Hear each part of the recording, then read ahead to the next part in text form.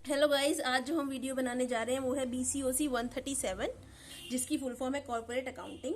इस वीडियो में जो होंगे वो हमारे प्रैक्टिकल क्वेश्चन होंगे BCOC 137 का, जो पेपर जून 2023 में हुआ था। उस क्वेश्चन पेपर में जितने भी हमारे प्रैक्टिकल क्वेश्चंस आए थे, ये सब इस वीडियो में उस चीज का सोल्यूशन है। तो अब हमारे BCOC 137 में जो हमारा पहला प्रैक्टिकल क्वेश्चन आया था वो था question number 2 A part. Question number 2 जो था उसमें पूछा गया था, you are required to pass the journal entries in the books of Shri Ram fabric limited from the following. अब इसमें ये बताया हुआ है कि हमें इसमें जर्नल एंट्रीज पास करनी है और हमें जो है सिचुएशन अलग अलग केस दिए हुए केस स्टडी। जैसे कि पहला, it purchase assets of ₹6 lakh and agreed to pay the price by issuing 10% debentures of 100 each at a premium of 20%। अब इसका मतलब क्या हुआ, हमने कोई एसेट खरीदा है मार्केट से और वेंडर को, अब हमने अगर 6 लाख का एसेट खरीदे तो 6 लाख रुपए उसे देने चाहिए। अब हम उसे 6 लाख रुपए ना देकर हम उसे क्या देंगे, 100 रुपीज के 10% debentures eight a premium of 20%। अब हमें ये निकालना है कि प्रीमियम ऑफ 20%, मतलब हम उसे 100 रुपीज का डिबेंचर 20% प्रीमियम, मतलब हम उसे 120 रुपए का एक डिबेंचर देंगे। अब जब हम उसे 120 रुपए का जो डिबेंचर देंगे, अब तो हमें ये निकालना है कि हमें कितने डिबेंचर देने होंगे। तो सबसे पहले हम क्या करेंगे, 6 लाख डिवाइड बाय 120, ये कितना है, 5000 डिबेंचर्स। अब हमें क्या देना है इसको, हम इसे देंगे, पहले तो हम एसेट की एंट्री कर लेंगे कि एसेट हमारे पास आ गया टू वेंडर, वेंडर का अमाउंट ड्यू हो गया। अब दूसरी जो एंट्री हम करेंगे वो होगी वेंडर अकाउंट डेबिट 6 लाख, और हमने उसको बदले में दिया क्या है, हमने उसे दिए डिबेंचर्स। अब डिबेंचर्स हमने कैसे दिए हैं, हमने दिए हैं उसको 5000 डिबेंचर्स 120 रुपए के हिसाब से। तो हमें अब हम लिखेंगे 5000 डिबेंचर होंगे और 120 के हिसाब से, मतलब 100 रुपीज जो हुआ वो हमारा 10% डिबेंचर्स हो गया, और जो सिक्योरिटी प्रीमियम है वो हो गया हमारा 1000, क्योंकि 5000 इंटू 20 रुपीज पर डिबेंचर पे प्रीमियम है ना, तो पर डिबेंचर पे प्रीमियम हो गया 20, 5000 डिबेंचर पे हो गया 1 लाख। अब हमने इसे 6 लाख के बदले पूरा अमाउंट 6 लाख का हमारे पास आ गया, तो ये डेबिट हो गया। अब हमें जो सेकेंड केस दिया हुआ था वो था, it purchase asset of ₹4 lakh and liabilities of 40,000। अब हमें क्या करना है, अब इसमें दिया हुआ है हमने मार्केट से 4 लाख के एसेट ली है, लाइबिलिटीज ली है 40,000 की। It issues 9% debenture of 100 each at a discount of 10% to satisfy the net purchase price. अब हमने क्या लिया है, हमने लिए हैं 4 लाख के डिवेंचर्स और 40,000 की लाइबिलिटी। अब 4 लाख के डिवेंचर और 40,000 की लाइबिलिटी, दैट मीन्स हमने टोटल कितना लिया उससे, हमें उसे देना कितना है, 4 लाख एसेट माइनस में लाइबिलिटी 3,60,000। अब हमें, और हमने क्या बोला है कि हमने जो डिबेंचर इशू किए हैं, जैसे लास्ट वाले में क्या था, हमने 20% प्रीमियम पे दिए थे, अब हमने इसको क्या दिए, 10% डिस्काउंट पे दिए। तो इसमें मेन चीज क्या है, हमें ये निकालना कि हमने कितने नंबर ऑफ डिबेंचर्स हमारे कितने होंगे, इसमें मेन रोल उसी चीज का है। तो अब हमें कैसे निकालेंगे हम डिबेंचर, सबसे पहले हम लेंगे कि हमने कितने का डिबेंचर उसको दिया, तो टोटल नंबर कितने रुपए देने थे और एक डिबेंचर कितने का डिवाइड बाय कर देंगे तो कितना आ गया, हमारे नंबर ऑफ डिबेंचर्स आ गए। अब हम क्या लिखेंगे यहाँ पे, number of debenture issued 4 lakh minus में 40,000, ये है हमारे एसेट और ये है हमारी लाइबिलिटी। अब हमें देखना है एक डिबेंचर कितने का, 100 रुपीज का डिबेंचर हमने क्या दिया, डिस्काउंट ऑफ 10%, मतलब 10 रुपए का डिस्काउंट, दैट मीन्स एक डिबेंचर 90 का, तो 3,60,000 डिवाइड बाय 90, मतलब हमने उसको 4,000 डिबेंचर्स दिए हैं एट द रेट 100 के हिसाब से हम इशू करेंगे। तो अब हम क्या करेंगे, 4,000 डिबेंचर इंटू 100 4 लाख, और कैपिटल रिजर्व, क्योंकि हमने डिस्काउंट दिया है ना, तो जैसे हमने वहां पे सिक्योरिटी प्रीमियम लिखा था, तो यहाँ पर हम क्या लिखेंगे, कैपिटल रिजर्व, क्योंकि हमारा डिस्काउंट है। नेट अमाउंट तो हमने कितना दिया है, 3,60,000 ही दिया है ना, तो नेट कंसिडरेशन हमारी कितनी आई, 3,60,000। अब हमें यहाँ पे एंट्री क्या करनी होगी, asset debited to, asset debited 4 lakh, liability हमारी 40,000, वेंडर को हमें कितना देना है, 3,60,000। अब ये 3,60,000 हमें कैसे देंगे, हम देंगे 4 लाख के 9% डिबेंचर्स और 40,000 हमारा कैपिटल रिजर्व, ये एक तरह से हमारा डिस्काउंट है, और बाकी के 3,60,000 का जो अमाउंट नेट ऑफ हो गया वो जो हमें वेंडर को देना था। अब था इसका सी पार्ट। सी पार्ट में क्या बोलता है ये, it purchase asset and liabilities of a firm for 5 lakh. हमने जितने भी एसेट और लाइबिलिटी खरीदे वो टोटल हमें 5 लाख रुपए में खरीदे, दैट मीन्स हमें जो नेट कंसिडरेशन देना होगा, इसे हम ये कंसिडरेशन भी बोल सकते हैं, पर ठीक है हम इसे यही मान के चलते हैं कि 5 लाख रुपए हमें देने हैं। The asset acquired were valued at 7 lakh और लायबिलिटीज जो थी वो थी 3 लाख की। अब एक चीज बताओ, कोई चीज 7 लाख की है, ठीक है, लायबिलिटी 3 लाख की, तो हमें कितना देना चाहिए? 4 लाख रुपए हमें देने चाहिए, लेकिन हम कितना दे रहे हैं? 5 लाख।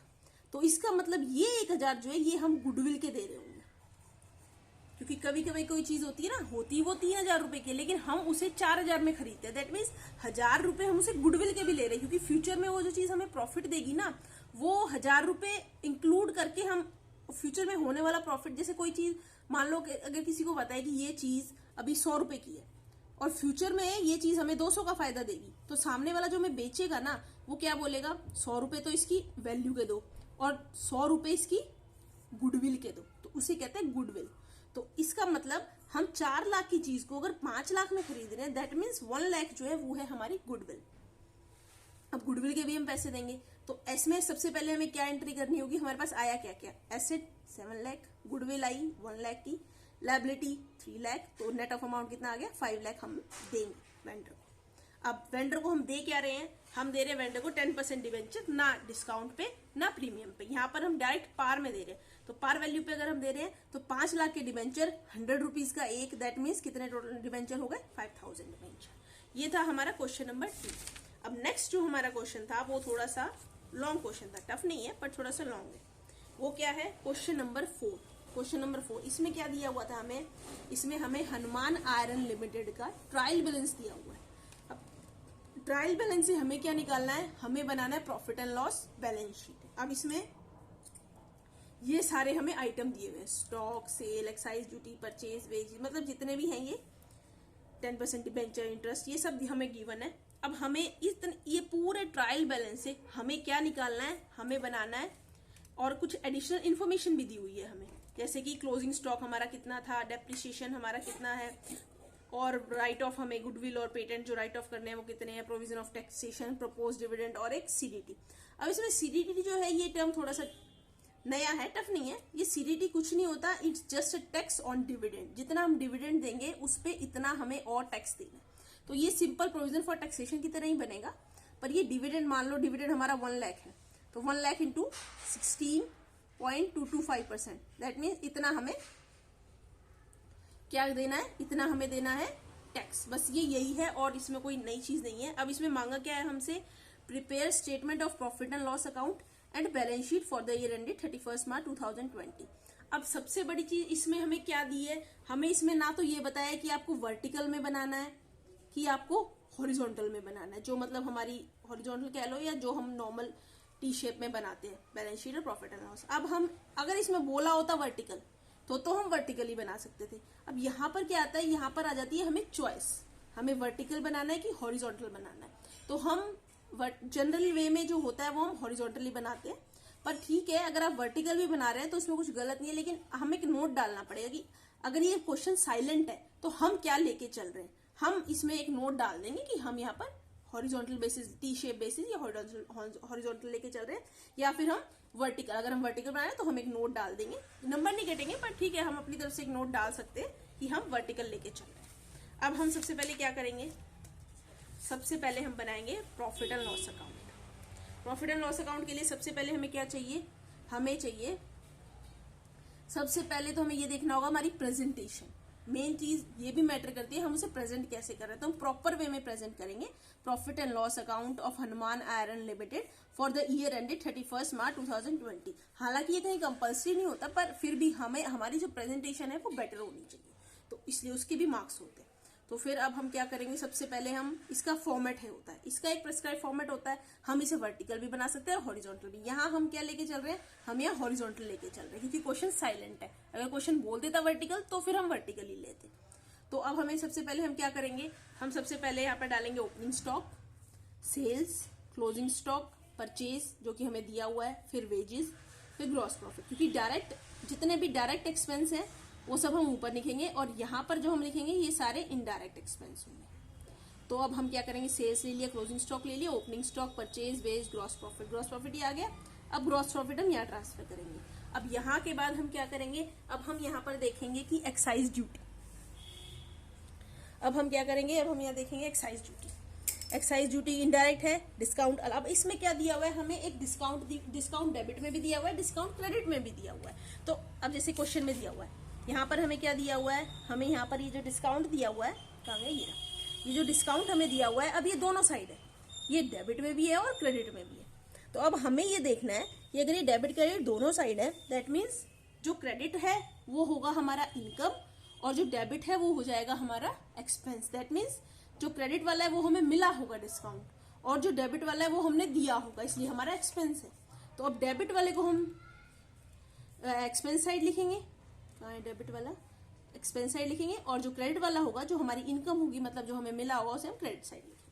अब आता है सैलरी, ऐसी rent, sundry expenses, interest on debenture. अब इंटरेस्ट ऑन डिबेंचर है ना, वो हम प्रॉफिट एंड लॉस का ही पार्ट होता है, लेकिन जो शेयर्स पे जो हमारा जो डिविडेंड होता है वो हमारा एप्रोप्रिएशन का पार्ट होता है। क्योंकि क्या होता है ना, पहले हम बनाते हैं प्रॉफिट एंड लॉस अकाउंट, फिर हमारा बनता है प्रॉफिट एंड लॉस एप्रोप्रिएशन। कि प्रॉफिट के बाद का जो प्रोसीजर होता है वो हमारा किस में आता है, वो हमारा आता है प्रॉफिट, एक नेट प्रॉफिट हमारे निकलने के बाद जो हमारा उसके आगे का जो प्रोसेस होता है उसे हम कहते हैं profit and loss appropriation account. और उसके बाद उसका जो बैलेंस होता है वो फिर हमारा बैलेंस शीट में ट्रांसफर होता है। तो सबसे पहले हम क्या करेंगे, तो इंटरेस्ट ऑन डिबेंचर जो होता है वो नेट प्रॉफिट से पहले होता है, और जो शेयर्स पे जो डिविडेंड होता है वो हमारा प्रॉफिट एंड लॉस एप्रोप्रिएशन का पार्ट होता है। तो यहाँ हम इंटरेस्ट ऑन डिबेंचर भी डाल देंगे। डेप्रिसिएशन हमें बताया गया है कि डेप्रिसिएशन जो है वो हमारा फर्नीचर पे 10%, मशीनरी पे 15%, तो उस हिसाब से हम लगा देंगे। अब उसके बाद हम आया गुडविल। गुडविल भी हमें बोला हुआ है कि आप गुडविल कितनी राइट ऑफ करेंगे, आप गुडविल राइट ऑफ करेंगे 60,000 और पेटेंट राइट ऑफ करेंगे 20,000। तो उस हिसाब से हमने नेट प्रॉफिट से पहले हमने उसे राइट ऑफ कर दिया। अब ये राइट ऑफ हो गया, तो अब हमारा टोटल नेट प्रॉफिट आया 3,55,760। अब ये जो अमाउंट है ना, अब ये अमाउंट हमारा जाएगा बैलेंस होके transfer profit and loss appropriation में, कि इसके बाद का जो प्रोसेस है, लाइक ये नेट प्रॉफिट आ गया। अब इसमें से हम क्या करेंगे, अब जो बचेगा ना वो हम देंगे डिविडेंड देंगे, इस पे टैक्स भी बनेगा, और अगर जनरल रिजर्व में ट्रांसफर करना है तो वो भी हम इससे करेंगे। तो नेट प्रॉफिट हमारा आ गया।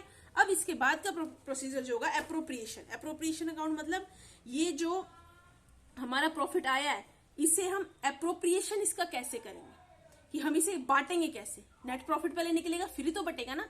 तो प्रॉफिट एंड लॉस में हम क्या करते हैं, हम उसमें प्रॉफिट नेट प्रॉफिट निकालते हैं और इसमें हम प्रॉफिट बांटते हैं। जैसे कि अब ये हमारा नेट प्रॉफिट आ गया, तो इसमें हम क्या करेंगे, प्रोविजन ऑफ टैक्सेशन, टैक्स कितना लगाएंगे। अब सीडीटी जो हमारा निकलेगा वो जो डिविडेंड हमने प्रपोज किया है, मतलब जैसे डिविडेंड बोला था 15%, तो 10 लाख का 15% कितना होता है 1,50,000, और ये 1,50,000 इस पे 16.225% सीडीटी बोला था, तो वो हम निकाल देंगे।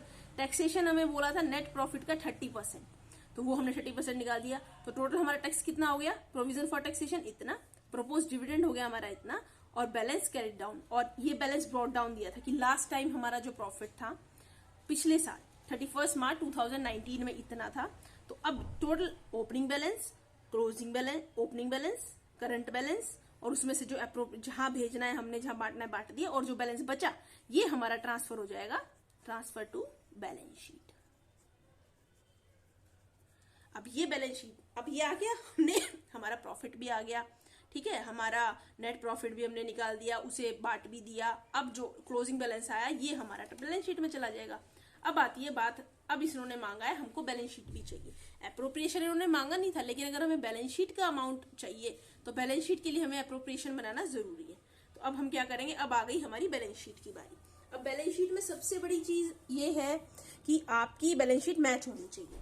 लाइक अगर आप बैलेंस शीट बना रहे हो तो वो मैच भी तो होनी चाहिए दोनों तरफ। तो अगर एक तरह से अगर हमारी बैलेंस शीट मैच हो जाती है ना, तो 50% चांसेस है कि हमने जो क्वेश्चन है वो ठीक ही किया है। मतलब ठीक है, और डबल एरर हो सकता है, बट फिर भी बहुत से चांसेस होते हैं कि अगर हमारी बैलेंस शीट मैच कर गई तो दैट मीन्स हमारा क्वेश्चन कहीं ना कहीं ठीक है।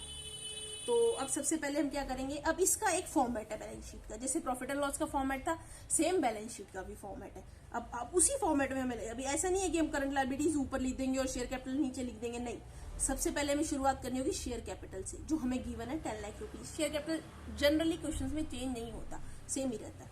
सेकंड आया हमारा रिजर्व एंड सरप्लस। अब जनरल रिजर्व गिवन है हमें, प्रॉफिट एंड लॉस ये बैलेंस, ये जो हमारा बैलेंस है 278,934, यही जो हम होगा हमारा बैलेंस शीट में ट्रांसफर होगा, दैट इज 2,78,934। अब नेक्स्ट आता है सिक्योर्ड लोन। हमें दिया हुआ है 10% डिवेंचर, कोई हमने डिवेंचर इशू नहीं किया, कोई डिवेंचर सेल नहीं किया, तो मतलब सेम अमाउंट। उसके बाद आती है हमारी करंट लायबिलिटीज एंड प्रोविजन। अब हमें देखना है प्रपोज डिविडेंड, वो क्या होगी। अभी हमने प्रपोज किया ना, हमारी करंट लायबिलिटीज में खड़ा रहेगा क्योंकि अभी हमने उसको बांटा नहीं है। फिर आता है हमारा प्रोविजन फॉर टैक्सेशन। अब ये भी हमने अभी बनाया है, अभी हमने टैक्स पे नहीं किया है, तो फिर ये भी करंट लायबिलिटीज में हमारा खड़ा रहेगा। फिर आता है क्रेडिटर्स, वो तो हमारी करंट लायबिलिटीज होते ही हैं, तो हमने ये तीनों लिख देंगे और फिर हम इसका टोटल कर देंगे। सेम इस साइड फिक्स्ड एसेट। अब फर्नीचर 4 लाख के थे, 40,000 हमारा डेप्रिसिएशन हो गया, दैट मीन्स जो भी बचा same machinery, opening balance minus में डेप्रिसिएशन, तो ये आ गया हमारा 6,72,800। Same current asset, debtor, closing stock, cash and bank, ये इतना आ गया। अब हमें क्या गुडविल और पेटेंट भी है, हमारे गुडविल और पेटेंट एसेट में खड़ा था, लेकिन उसमें से कुछ अमाउंट हमें बोला गया था कि राइट ऑफ करो, दैट मीन्स जो अब बचा हुआ अमाउंट होगा वही बैलेंस शीट में हमारी आएगा। तो अब क्या है, मिसलिनियस एक्सपेंडिचर में गुडविल और पेटेंट दोनों हमारे, मिसलिनियस एक्सपेंडिचर क्या होते हैं, ये वो एक्सपेंडिचर होते हैं जो हमारे फॉलोइंग ईयर्स में, मतलब आने वाले सालों में हमारे राइट ऑफ हो जाएंगे। तो गुडविल और पेटेंट दोनों हम राइट ऑफ करके चल रहे हैं, इसका मतलब ये आने वाले सालों में खत्म हो जाएंगे राइट ऑफ हो के। तो दैट मीन्स अब हम जो बचा हुआ अमाउंट है वो भी हमें यहाँ पर लिख देंगे। अब जो हम टोटल करेंगे तो टोटल आएगा 22,52,000, ये हमारा टोटल हो गया। दैट मीन्स हमारा क्वेश्चन ठीक है, हमारी बैलेंस शीट कंप्लीट हुई। अब ये तो था हॉरिजॉन्टल, आप वर्टिकल में भी इसको बना सकते हैं, बट आप एक नोट डाल देंगे कि we are assuming that we are following the vertical form of balance sheet. तो अब यही 2 क्वेश्चन थे इसमें प्रैक्टिकल, तो ऐसे ही हम और क्वेश्चंस भी ला रहे हैं। तो अगर आपको और क्वेश्चंस की भी वीडियो चाहिए तो आप हमारा चैनल सब्सक्राइब कर लीजिएगा। Thank you for watching.